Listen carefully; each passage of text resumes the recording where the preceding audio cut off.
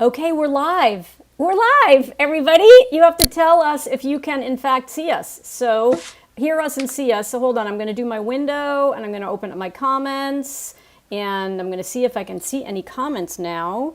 We're live. And I'm telling Pauline that we're live. I'm going to go also into our fabulous group and tell everybody is that we are live again.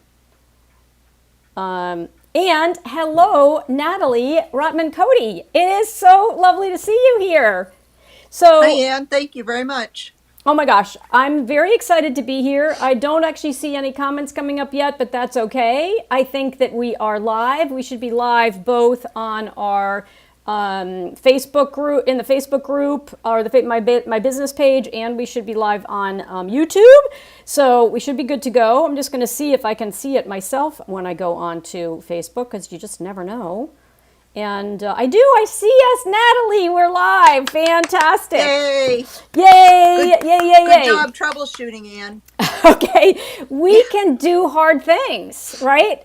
You guys Yes. know that I am Ann LaFollette, and I'm here with one of my incredibly fabulous both students and now good friend, Natalie Rotman Cote, and she and I both know and embrace this concept that, technology doesn't always work, but we can do hard things. And we just need to take a deep breath, think about an alternative way to do what we're trying to do, and keep moving forward. So I could not be more delighted than to actually have Natalie with me today. So I'm going to add our names. Look at me. I'm going to add a quick little overlay here so that you can make sure that you know how to spell Natalie's name, because it's going to be very important as we walk through all of the different fabulous creative things that Natalie does in her life. And Natalie,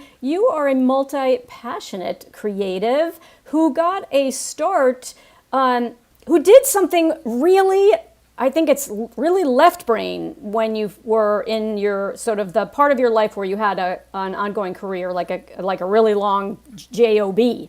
Is that right? Yes. Is that right? You want to talk just a little bit about the Yes. fact that you started as a software engineer? Yes. I went to school for computer science and I got my degree, and then I had a 30-year career in software engineering, mostly programming and product management and things like that, and wound up getting kind of burned out. And at 30 years, decided it was time to be done with that and move on to something else, maybe. I don't know. So I did. I left my job, took a big leap of faith, and we've been doing great since I did that. It hasn't been a problem. And I've been leaning into art. Yeah, and so when you were in that job, did you have any time at all for either photography or watercolor or any kind of creative little, did you have any time at all for it, or was it pretty much buried during that 30-year time frame?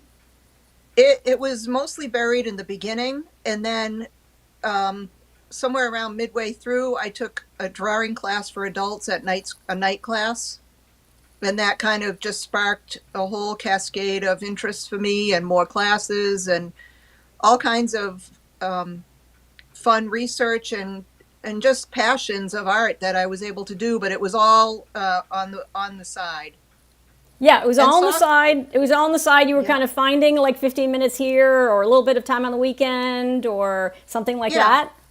yep. And software, building software is actually very creative. So I think I was actually exercising creativity in a different way anyway. So it wasn't like there was a big missing piece for me, because it was real creative. Design, you have to design software, research, design, create the programming, and that's all pretty creative. But I did want to learn initially how to draw my greyhound, and I took a class as an adult and then started just going from there. So you have to talk about your passion for dogs, right? It's so incredible that you just mentioned the fact that that was part of your inspiration or part of your motivation was because you wanted to be able to actually draw and render your dog. And is that this, anyway, so tell us about your passion for dogs. How did that get started? I don't know if you can hear my phone ringing, but that just Yeah, figures. So we'll yeah. just ignore it. That's We'll okay. ignore it. I sent my husband a note. Do not call me. He calls me every day around this time when he leaves work. But anyway, so I was basically born with our household had a beagle puppy. And so I grew up with the beagle until we were both 13. And then we got another dog and another dog. And so I've just really had dogs my whole life. So are we going to hear him? We're probably going to hear him. Just a second.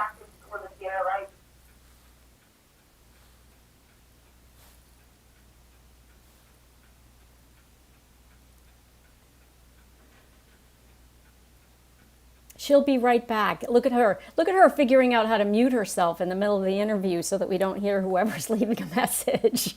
So it's so awesome. And yeah, Amy Farrow, I see your question also about where did Natalie learn to draw. So I'm going to ask her that when she unmutes herself. Yes. I'm sorry. That was actually my neighbor So telling me look she at left a you. package at my front door. Ay, all right. So anyway, I heard that. Where did I learn to draw? I was in Peterborough, New Hampshire, and Greenfield, New Hampshire at the time for work, and there was a place called the Sharon Arts Center, and just an art center that offered continuing ed classes.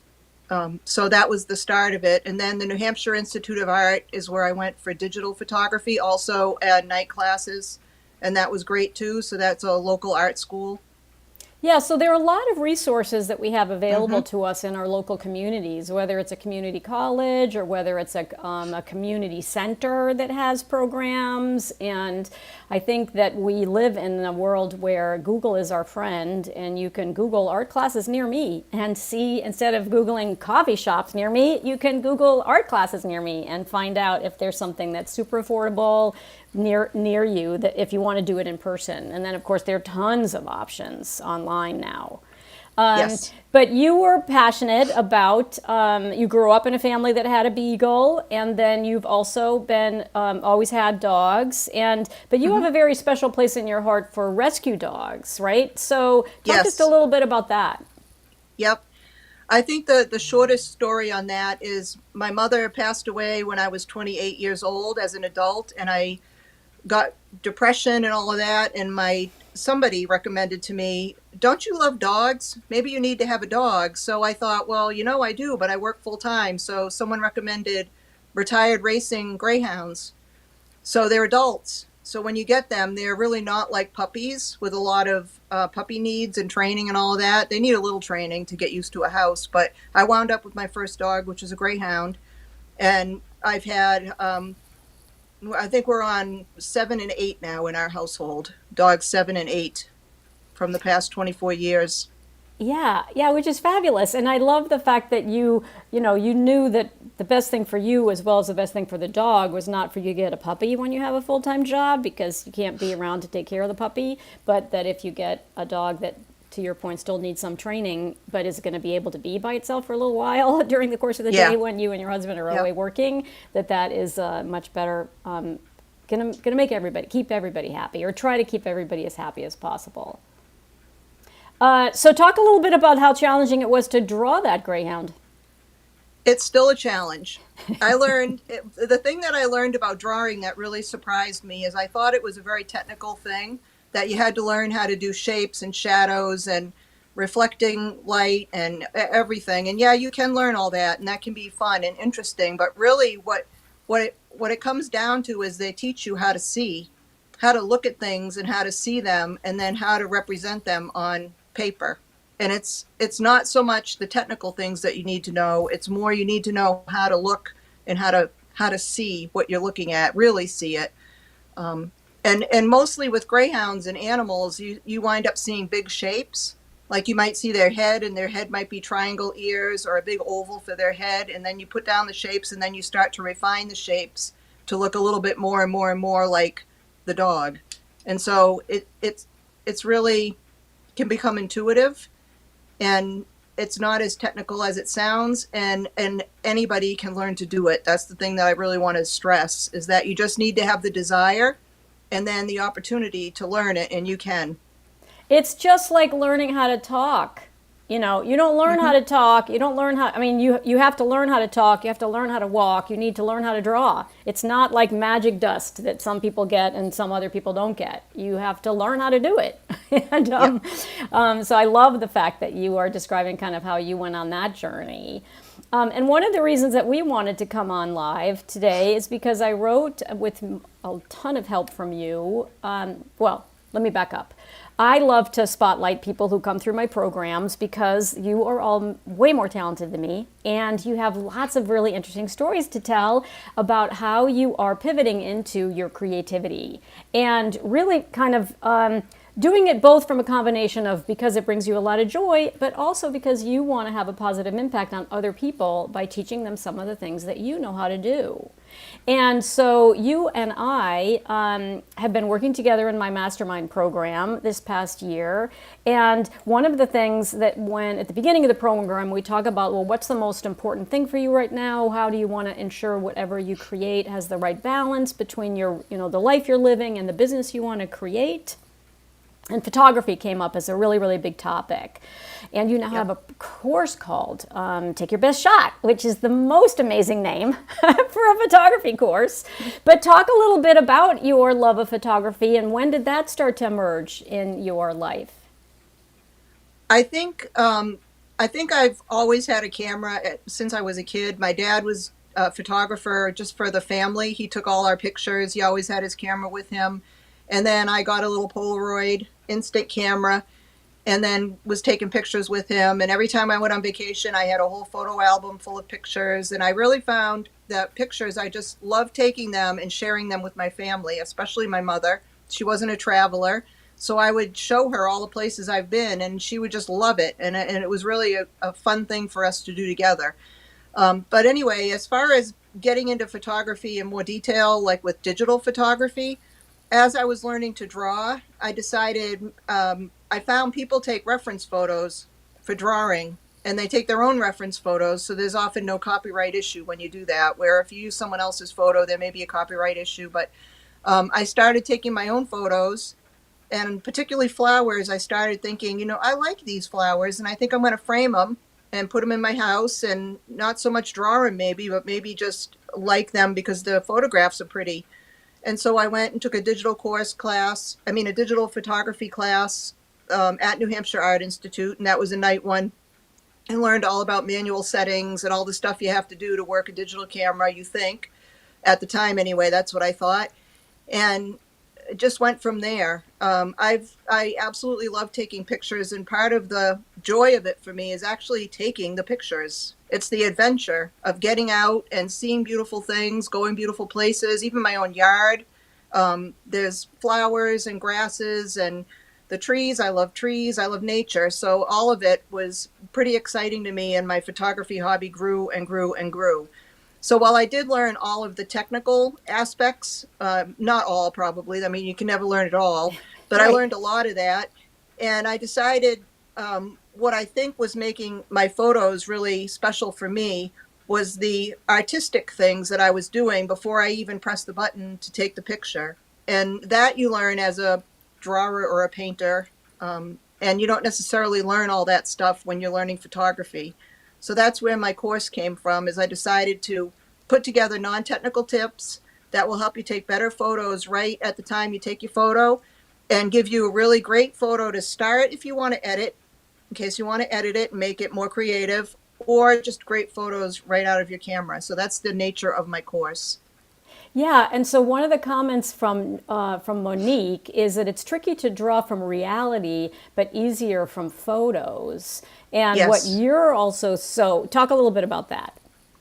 That's very true. I've done plein air painting, where you go out and look at the beautiful world in front of you and you paint what you see. And it's very hard. You have to really edit what you're looking at and try to get rid of distractions and try to just focus in on something. But even once you do, when you look at a photo, it's two-dimensional. So whatever is three-dimensional in the world has already been squished down to 2 dimensions. So drawing it really is more a matter of training your eye to see the shapes and how they relate to each other. But when you're not looking at a photo and you're looking at a 3D object, it becomes much more difficult, in my opinion. You have to really pay more attention to lighting and shadows. And the other thing is some people can draw really well from their memory, just right out of their head. And I've really never been one of those people. Yeah, and I can't do that either. I can only do that if I've drawn the thing like 25 times. And it's on the same day that then I will put the picture away after I've done it 25 times, and then I'll try to do it from memory. And the good news is that you don't have to beat yourself up about it. You know, some people can draw from Right. memory and some people can't draw from memory, and both are good. It's totally, totally fine. You have to give yourself grace and do it the way that it works for you. Yeah, exactly. So I'm going to share my screen for a second so that we can go over to my website so that people can make sure that they go read the blog if they missed it. So if you're on my email list, you got it on Tuesday morning. Hopefully it didn't end up in your spam folder or in that pesky Gmail folder that's called the promotions folder. And so I'm going to show you how to find it in case you missed the email. And then we're going to talk more about the various things that Natalie does, because I'm a big believer, and I think that, Natalie, you're naturally gifted in many different ways, and so you do a lot of different things. So let me click here first, and then we're going to go to my website. So you should be seeing that on screen. I'm looking over at my phone to see if, yep, there it is. So AnnaLaFolletteArt.com, right? AnnaLaFolletteArt.com. And if you pop over here to this, you can scroll down and read more about the different things that I actually have that you can learn about from me, all about surface pattern design. But if you go to the blog, you can see that for the past couple of weeks, and then also a little bit prior, I've been doing what I like to call sort of summer spotlights on my students who are in my various programs. And so Natalie was actually 2 weeks ago, and she didn't come on live with me last Wednesday because I wasn't live. I was traveling. So I want to make sure that you guys all go to read the blog by going to AnnaLaFolletteArt.com/blog, and then look at this fabulous picture of Natalie with Take Your Best Shot, which is her photography course. And what I tried to do in the blog, and I'll just show it to you really briefly, is I wanted to both give a little bit of a background about the fact that Natalie's, had a very successful 30-year career as a software engineer, but also the fact that she is embracing digital photography and surface pattern design. You also have you have a course now, but you also participate in craft fairs, right, Natalie? So I'm going to have us come back on screen now that everybody knows where to find everything, and just talk a little bit about how you manage all of these different aspects of your creativity. It can be kind of hard. The reason I joined the mastermind with you, Anne, was because I really wanted to focus on something. I wanted to set goals and focus what I was doing, because I am admittedly all over the place. And whatever, I love learning new things. So whatever catches my eye, I go right down the rabbit hole and start learning and trying and practicing. And right now I'm trying a mixed media collage with wax process. And I'm finding I'm really not very much of a collage person. And I enjoy making all the pieces, but I'm really having trouble putting them together. So anyway, but I just go in all these directions, but I really have a strong feeling that I want to share some of what I've learned, and I want to bring creativity into people's lives, and especially people who want to start a hobby and feel like, oh, that's not for me. I don't think I could do anything creative. And I know there's all kinds of people around the world that try to encourage others to be creative. And I want to be one of them, because I know that if I could do it, anybody can do it. And so the way I am managing it now is with you, we set quarterly goals. And I started with my quarterly goals in the beginning of January and narrowed down my focus to getting my course launched, which we were able to do, and creating a wholesale website for art prints, which I have done, but I haven't yet started pitching to retailers yet, because once you set that up, retailers aren't just going to find you magically. You have to find them and go and introduce yourself to them, either online or in person, whatever. And I haven't gotten that second step done yet. And then the third was I wanted to do teaching in person. And I've been trying to get drawing classes or painting classes or whatever off the ground locally, and I'm still working on that. So, yeah, the real key is to try to focus on just some priorities. I actually have a little note on my desk, and it says, if it's not on that list, don't do it. Okay, that's a very good, that's a pro tip. That's a pro tip. If it's not on your list, don't do it because it's going to distract you from accomplishing and moving forward on the goals that you've set for yourself. Yes. So talk a little bit about the course because the course, your photography course, Take Your Best Shot, you have such a unique approach to teaching photography. So tell us a little bit about it, and then is there actually a wait list where people can sign up for it the next time you offer it? Talk about the course first, and then we'll make sure people know where to find that link. Okay. Thank you. So it's Take Your Best Shot, Great Photos Made Simple is the whole title. And the second part is really key. Great Photos Made Simple. So for people who are not really interested or are not ready to learn all the technical jargon that goes with photography, like aperture and ISO, and there's all kinds of things you can do on your camera. I decided to go with the non-technical side of it, and that would be a good way to get people into it and getting great results before they either jump off into the technical side or maybe just stay there. And right there with the keeping your camera on auto is not a bad thing. A lot of people learn the technical skills of all the manual settings on a camera, and then they go back and start using auto. I mean, it happens. But anyway, you can also use any good camera, any good enough camera. That can be your cell phone, that can be your digital camera if you have one. It can be DSLR or a mirrorless camera. It can be expensive, it can be not that expensive. It doesn't matter because it's what you do that's making the difference in taking those great photos simply. It's not so much what the tech is doing. So the tech can come later if you want, or in my course, it's a 6-week course. We have a live Q&A once a week, that was great fun actually rolling that out to do the live Q&As. That was fun. Let's see. There are approximately 1 hour of lessons each week, and then there's a challenge for you to practice at your own pace, however much time you want to practice the tips that we went over for each week. What else can I tell you? I think that the benefits of the course are this made simple, right? The fact that you're not going to get into all of the technical stuff, and as a result, it's going to be really approachable for people, and that's a really big benefit. So if somebody today sort of says, "Oh, I have this fabulous camera, but I'm so intimidated with it, I don't even know where to start," you can get them started because they can just pick it up and leave everything on auto and start taking pictures, right? Yes. So yes, that's and in this most recent course, 2 students bought new cameras. And my husband actually took the course, and my husband is going to retire in the next couple of years. And he decided to take the course because he wants to start a photography hobby and when he retires. And so he said, I'm going to take this course. And then after the first module or so, which is a week, each module is a week, he said, let's go buy me a camera. So it was pretty exciting. And now when we plan our travel, usually it's in thinking of what I might like also for photography as well as for travel for both of us. And now he's thinking about, well, what would I like to take photos of on our trip? And it's really interesting because it's opened up a whole new avenue for him. And he isn't the only one. Another member brought a camera, and then we were in the live Q&A, and she said, I can't figure out what to do to zoom. And so we just talked about it for 2 seconds, and the next thing you know, she was zooming her camera, and she was so excited. She was out taking pictures like crazy with her zoom. So it's easy to give tips like that as we go, and it's customizable with the Q&As. We can take on those kinds of things.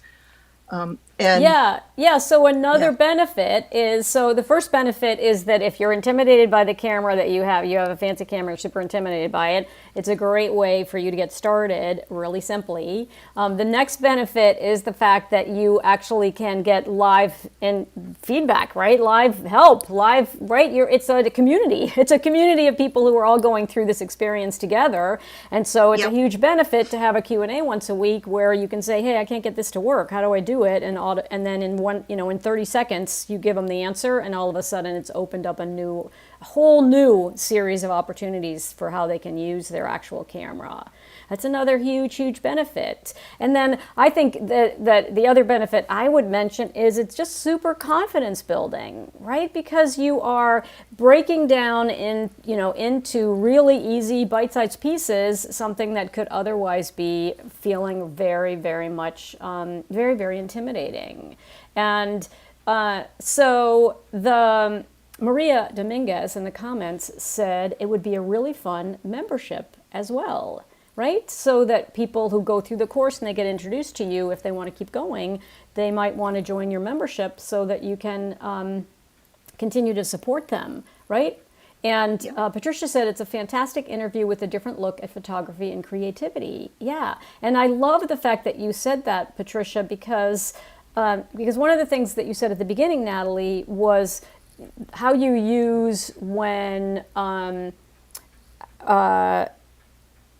so my tech guy is texting me, which is why I interrupted myself, because he's obviously trying to now fix something up in the studio.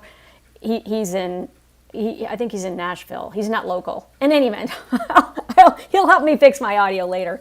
But so what I was saying was I wanted to circle back to exactly what Patricia was highlighting, which is that you started out by talking about drawing and learning how to draw, and that drawing is less about the skill set that you develop with your hand and a pen or a pencil. It's all about your eyes and how you see. So talk a little bit more about that as it relates to photography, because you said something that's so important, and I know it's part of what you have when someone's going to sign up for your course. You say, one of the most important things is what you do before you click the shutter, right? Yep. I think giving you an example might be good here, because one of the students, and whenever you have a course, you usually ask for feedback at the end, and so I did, and so I got feedback, and one student did say, like you just said, that she felt quite a bit more confident in taking photos, which was fun. I thought that was a good comment. And then another one was saying that she sees everything differently now. And when she was on a recent trip to New York City, and she saw a child drawing in the street with chalk, and she said, I actually noticed the child. I noticed what she was drawing, and I stopped and I took a picture of her drawing so that I could always see it and remember what a special moment that was, seeing her work on such a beautiful drawing in chalk on the street. And she said, before this, I would have walked by, I would not have even noticed that was going on. So it really, when you're thinking about taking pictures, you really do have to look at what's going on around you, and you have to pay attention. You could see something fun is that you can see abstract things that you've never noticed before. Like, there are photographers out there that photograph rust on boats, and now that does not sound exciting, but when you actually see what they're seeing from their perspective, they're seeing color, different textures and shapes, and you would never know it was the side of a boat. It can be so beautiful, but if you aren't looking for it, you'll never experience that beauty. And that's one thing that I really like about learning photography and being creative in general, is you start to look at things and see things that you totally take for granted otherwise. Yeah, I totally agree. And so was one of the biggest benefits for you of teaching the class actually the connecting with the people and connecting with the students and seeing their progress? Yes, it was that. It was seeing the spark kind of come alive, and the confidence and the interest. And another thing that happened in the class is I tried to gauge what I did each week at the Q&As. I did a little presentation as well as Q&As based on what was going on. So I tried to show examples of photographers and painters that use these tips and techniques and how they work out. And also, I tailored it to what it looked like they were looking for. So we did an editing demo because they were curious, what do you do afterwards if you do want to do editing? Well, actually added a bonus lesson on editing. And my one of the students went and purchased the monthly subscription to Adobe Lightroom so that she could start using Lightroom to edit her photos. And she never in a million years thought that she would be editing photos ever. So that was fun. And that's a whole nother realm of creativity. There could be a part 2 or 3 or 4 to this course that may involve editing. I don't know. But for right now, that's what it has. There's a bonus in there for that. Yeah, I think So, it's great. I mean, you had yeah, mentioned this at the beginning where this topic you can continue to learn about forever, right? And yeah, so that's so fabulous because your students will also tell you which are the ones they're the most interested in learning next. And then you have an opportunity to either teach that, like you did yeah, by offering a surprise and delight bonus, or by offering a membership so that you can continue to stay in touch with those who want to continue to learn more from you. Or you can have, a 2.0, right? Take your best yep, shot 2.0 that goes into yep. editing, and so it's fantastic. So it's almost 3 o'clock, and I know that we got started like super late. So I just want to thank everyone who's here with us today for being patient when we had to go offline and then come back online. And I want to make sure that you go to my website, annlafollettart.com, and then you click on that blog button so that you can then go into the blog post about Natalie, because that's where there are a variety of different links. So I'm going to go back there again, and then I want to make sure, Natalie, when you can see it actually on screen. So the first thing is Natalie's art, right? So at the very, very first sentence in the blog that you guys should be able to see right now is ready to be inspired by another incredible story of transformation. Meet Natalie Rotman Cote, who's the founder of Natalie's Art. So this is a clickable link right here where you can go to her website. And so if I Yep. click there, we're going to pop over. So you can explore her art here, and you can go right to her classes, right? And so here's this Yep. fabulous photo, and thank you so much for sending me this photo because I absolutely love it. It's such a great photo, and I know that you were a little intimidated about doing a professional photo shoot, but it's such a great. You got some incredible photos to use in your marketing, and this is one of my favorites. And then if you go right to the classes, then you can learn more and join the wait list right here, right, for Yep. her next intake of Take Your Best Shot, Great Photos Made Simple. So, Natalie, is there anything else that you want to share before we let everyone go? I just want to share that I'm really grateful to Anne for bringing surface pattern design into my life. I didn't even know that I was interested in that until I saw Doodles to Dollars. And I thought, oh, what is this? I need to check this out. And so then I went into the academy and learned a lot more about Illustrator and how I could make repeating patterns. And it's just a whole nother creative outlet, and it's very fun and exciting. And thank you for offering that up to everybody, because it really is a very unique set of skills to have, and you teach it so simply. Well, I'm so grateful that you are in my creative community and that we had an opportunity to do this interview together as I try to get figure out how to get I my don't know heart if I can do that. in I the guess I right, can. right Yep. there you go. Yours is better. And mine's a little crooked. And thank you for also being so patient with me as we got through this technology glitch today. So we can do hard things. I'm super, super excited to continue to watch you grow. And we're obviously still in the mastermind together. And so I want to make sure that now that you're continuing both with this course and you have those two other big goals, that we work together to make progress on your other two big goals.